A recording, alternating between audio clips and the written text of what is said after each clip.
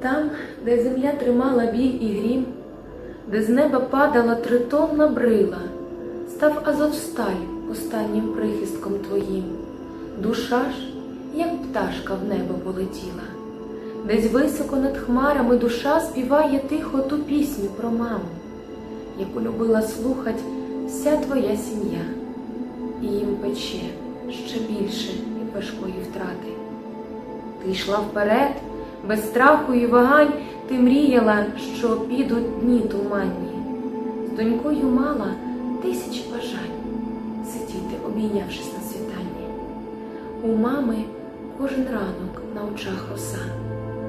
Біль не відходить від такої втрати, ти там, де світло, там, де не згаса надія жити. І за що